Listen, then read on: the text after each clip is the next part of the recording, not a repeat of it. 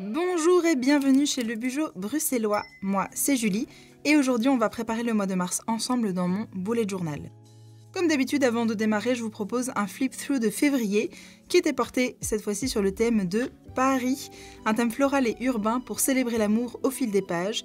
J'ai d'ailleurs réalisé ce setup avec vous en vidéo, je vous mets la vidéo dans le petit i pour celles et ceux qui ne l'ont pas encore vu. C'est un mois que j'ai beaucoup aimé, c'était super agréable de bugeoter à l'intérieur et je constate que le rose ça fait définitivement partie de mes couleurs préférées pour le bugeot.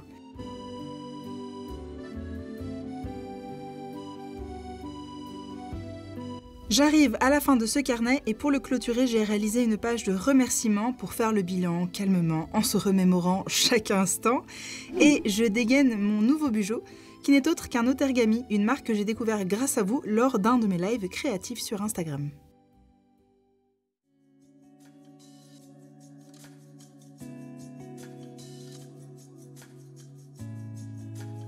Au début de mon bugeot, j'ai réalisé ma page de bienvenue habituelle dans laquelle je fixe les 3 objectifs qui m'accompagneront ces prochains mois. Et vous pouvez apercevoir le setup complet de ce nouveau carnet que je vous ai également proposé en vidéo. Et sans plus attendre, voici le crayonné de la couverture de mars qui sera sur le thème des montgolfières. Alors non, vous ne rêvez pas, cette vidéo sort fin mars et après avoir vécu février sur les chapeaux de roue, entre les nouveaux projets qui se mettent en place, le boulot et ma chaîne, j'étais un peu dépassée par les événements, donc nous y voilà enfin.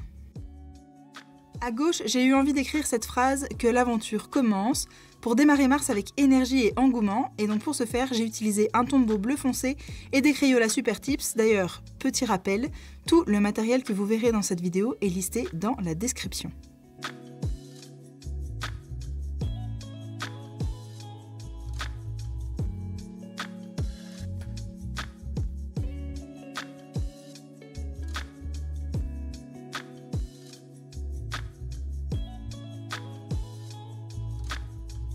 À droite, j'ai pris le temps de gommer les traits de crayon avec une gomme mie-de-pain avant de dessiner les contours. Finalement, je me suis rendu compte que c'était pas si évident que ça de dessiner une montgolfière.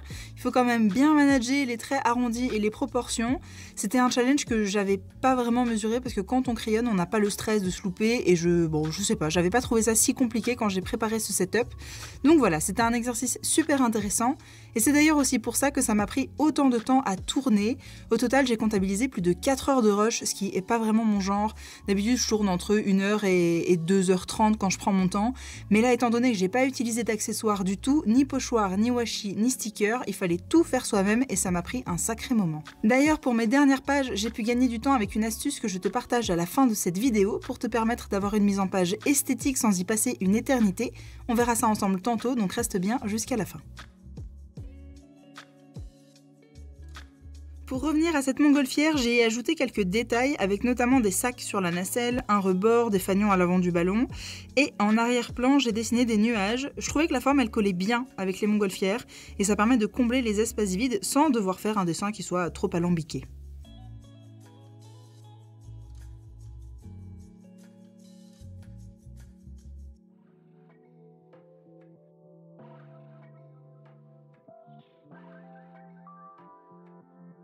Pour donner de la profondeur, je fais quelques hachures dans mon dessin. J'ai découvert au fil de mes créations que le fait de mettre des ombres et de faire des petits traits par-ci par-là, ça permet de donner de la dimension et du réalisme à son dessin. Après, je ne suis pas une experte et je reste assez admirative des bullet journalistes qui proposent des illustrations supra détaillées. Je pense notamment à Pauline de la chaîne Pocho Doodle qui vous fait des œuvres d'art en guise de page de couverture. Allez voir son travail parce que franchement, ça vaut le détour. Vous avez pu vous en douter avec les différents indices glissés à l'écran depuis le début de cette vidéo. J'ai choisi d'utiliser du bleu pour cette fois-ci. Je pense n'avoir encore jamais réalisé de moi exclusivement avec cette gamme de couleurs depuis que je fais du bugeot. Et pourtant, je ne manque pas de matériel. Donc c'est enfin chose faite et je compte bien réitérer l'expérience. Je vous laisse donc avec la mise en couleur que je trouve personnellement assez relaxante à visionner.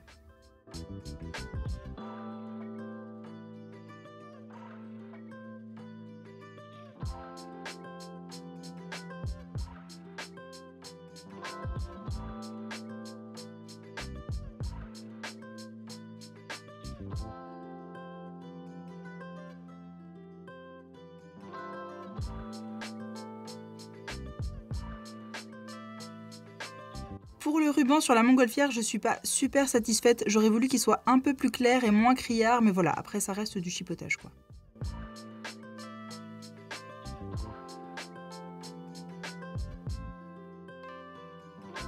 Pour les nuages, j'ai opté pour un gris clair et au fur et à mesure, j'ai rajouté quelques couches pour leur donner un petit peu de dimension et je passe ensuite à la nacelle.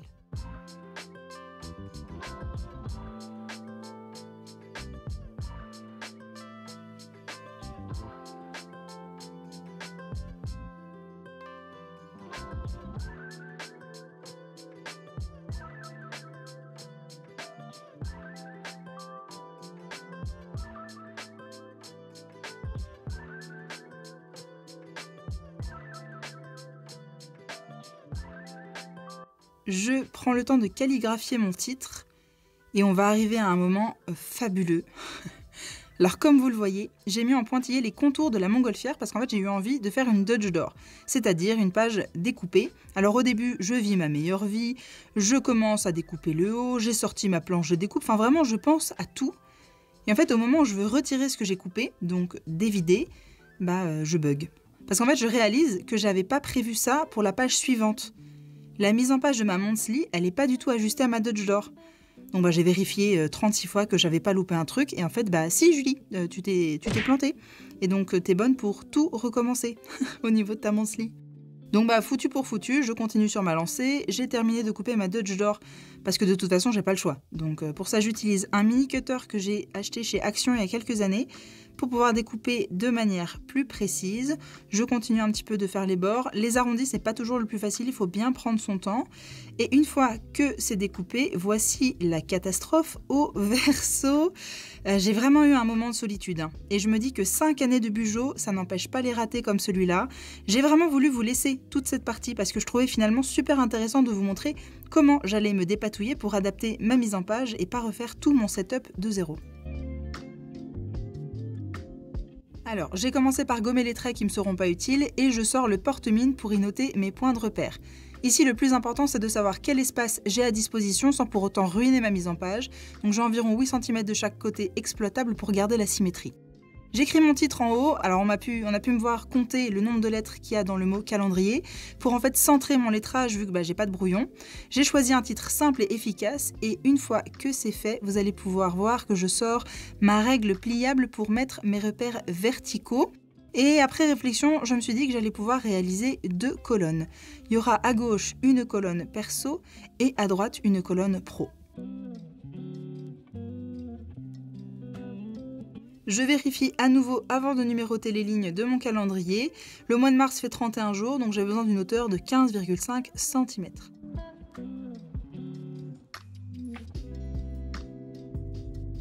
Pour me faciliter la lecture, je surligne chaque 2 jours et après avoir tourné, j'ai même rajouté des repères pour les week-ends et j'ai mis une petite lettre devant chaque chiffre pour que ce soit le plus fonctionnel possible. J'avais oublié de le faire, donc je vous le dis comme ça, si jamais c'est une mise en page qui vous intéresse, elle sera la plus complète pour vous. Je dessine quelques nuages pour garder une continuité entre la page de garde et la monthly et puis je mets en couleur.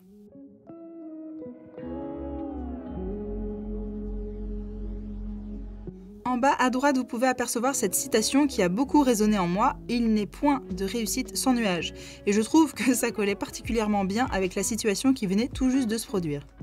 La page suivante est dédiée à mes objectifs du mois et à ma to-do mensuelle. Donc j'ai commencé par réaliser le titre de ma page de gauche et je vous laisse avec la réalisation.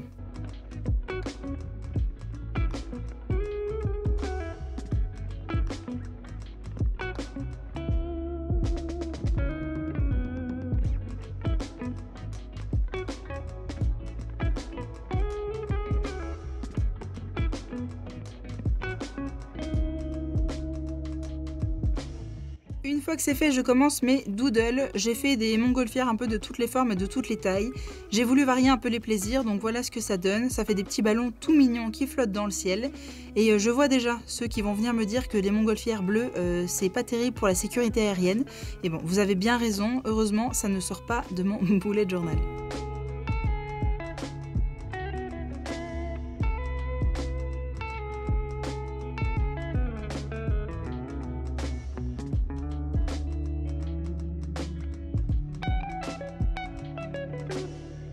De nouveau, j'ai ajouté des petits nuages en fond à droite, à gauche et j'ai mis un point pour chaque objectif. Alors ici, j'ai fait le choix de ne pas vous les montrer parce que c'était assez propre à ma vie perso et vous imaginez bien que j'ai pas envie d'étaler les moindres recoins de ma life sur internet. Mais ce que je peux vous dire, c'est qu'il est assez intéressant de ne pas poser trop d'objectifs. Bon, je vous en ai déjà touché un mot dans plusieurs de mes vidéos, mais c'est vrai que quand on se pose plein d'objectifs, on a toujours ce sentiment d'insatisfaction au final parce qu'on n'a pas pu réaliser tout ce qu'on souhaitait. Et donc le fait d'en mettre 3 principaux, ça permet de se focaliser au mieux et de focaliser au mieux son énergie et au final de se sentir accompli quand on fait le bilan à la fin du mois. J'arrête de papoter et je vous laisse avec la mise en couleur de cette page.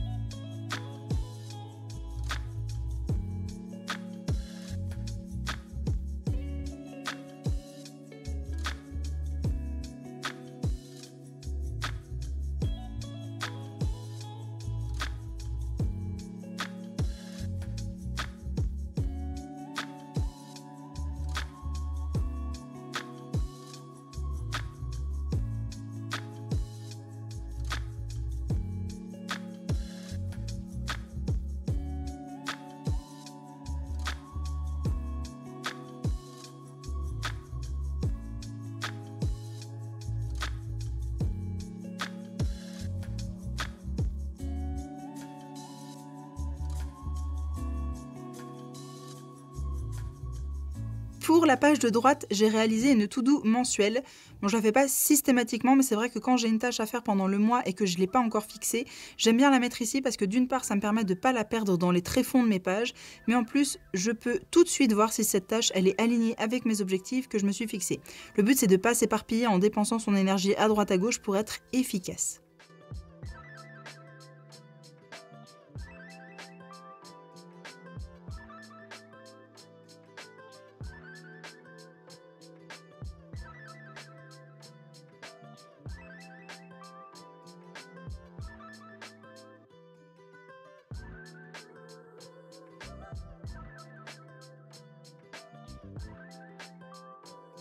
La double page suivante sera consacrée au rituel. À gauche, j'ai fait une page pour y griffonner une ligne par jour. Le but, c'est de mettre en lumière un moment marquant de ma journée pour pouvoir plus tard relire cette page et replonger dans mes souvenirs. Et à droite, je vais traquer 6 habitudes, à savoir la lecture, la création, le pro, le ménage, mes soins corps et visage, et enfin ma routine sur les réseaux sociaux. C'est une double page que j'apprécie particulièrement pendant les périodes où je cours partout comme en ce moment, parce que j'ai le temps de rien, et donc elle m'aide à me recentrer sur mes besoins personnels et à prendre du recul, notamment avec le fait d'écrire une ligne par jour.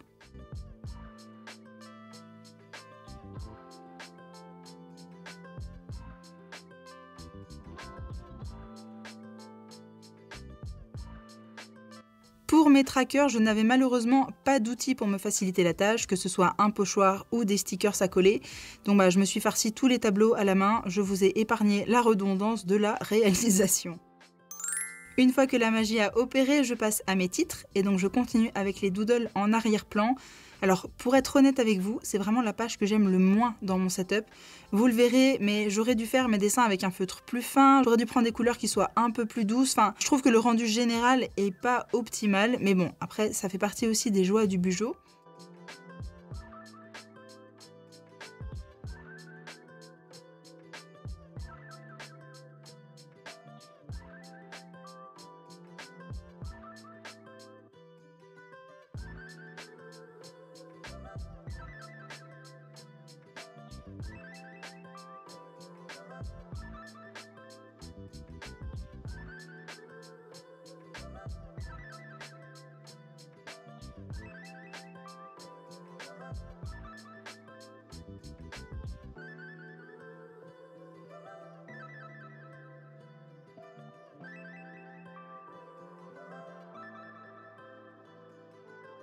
Je rajoute le titre des différentes routines que je veux traquer et je passe à la mise en couleur.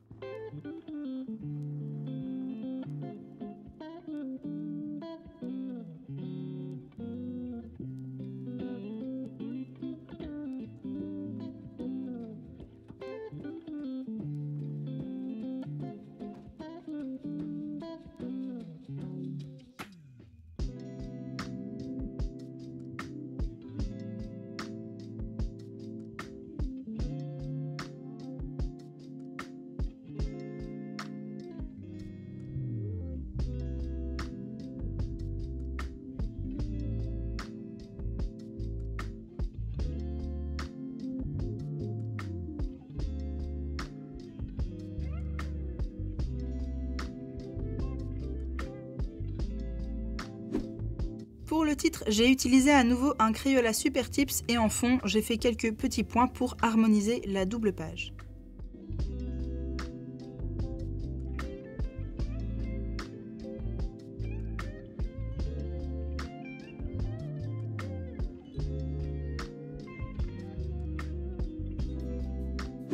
On continue la préparation de ce setup avec mon espace professionnel.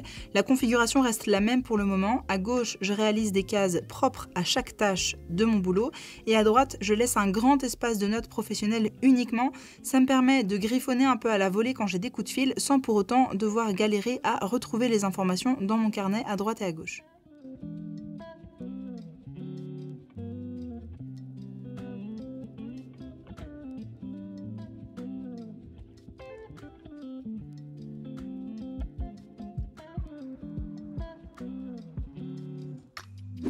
En parlant de notes, la double page suivante est dédiée à la prise de notes diverses. Ça me permet de me vider la tête, que ce soit une pensée particulière ou une info à noter. Et par rapport au titre, j'ai repris le même que celui que j'ai réalisé dans mon kit gratuit de 20 templates Bujo. Le lien pour se le procurer gratuitement est dans la description.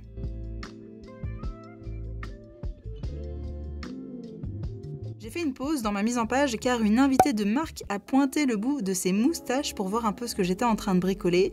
Hera voulait rester avec moi, donc je l'ai installée sur mon bureau. On peut d'ailleurs apercevoir son plaid et son plumeau qui se baladent à l'écran. Et une fois que c'est fait, je reprends.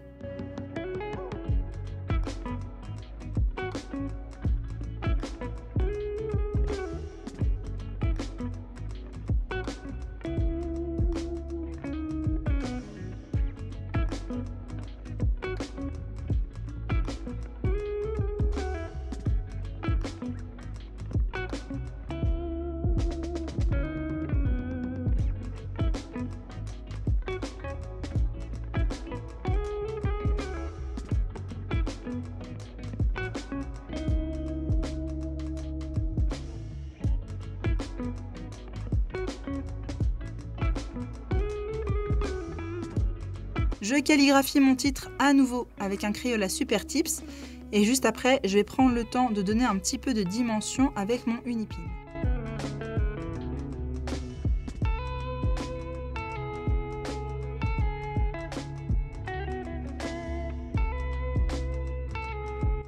Je termine la page par la mise en couleur que je vous laisse visionner tranquillement.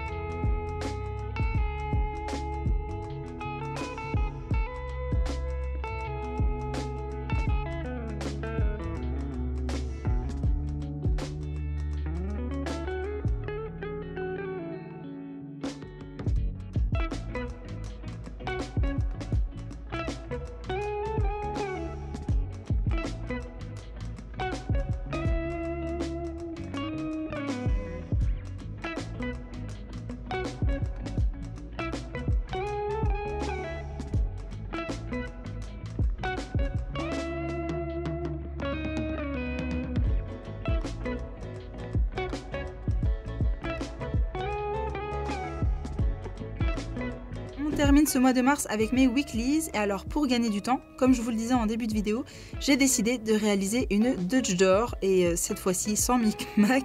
Donc je découpe toutes les pages et vous pouvez voir qu'une fois replié, et ben en fait ça ne fait que 2 moitiés de page à dessiner, ce qui me fait au total une page esthétique pour 5 semaines de bullet journaling. Pour mes weeklies, avant je les réalisais pendant mes lives créatifs du dimanche sur Insta, mais je me suis rendu compte que j'avais besoin d'avoir ces pages déjà prêtes à l'emploi en débutant mon mois, parce que quand j'avais pas le temps de les dessiner dans mon carnet, je me retrouvais avec des pages un peu hétérogènes, et ça donnait l'impression que j'avais bâclé mon carnet, alors que j'avais passé un moment à le mettre en page, mais que pour 1 ou 2 pages, c'était un peu la course quoi.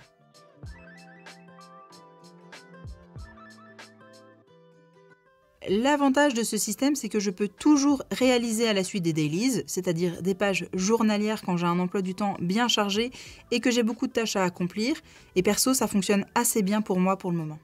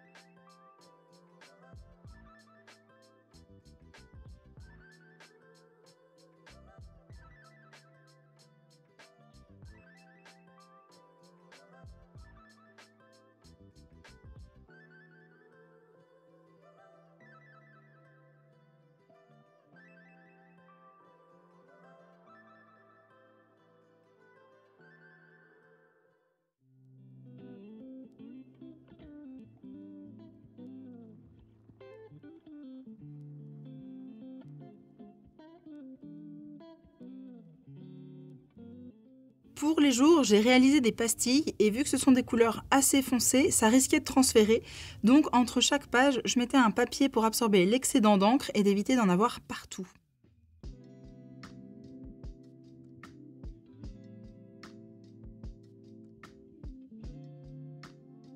Concernant la numérotation, au début, je l'avais fait avec un Jelly Roll en .08, mais je me suis rendu compte qu'on voyait que dalle, enfin c'était vraiment pas terrible. Donc j'ai utilisé un Unipin un peu plus épais, histoire qu'on puisse bien voir les chiffres, et je trouve que le rendu est plutôt cool.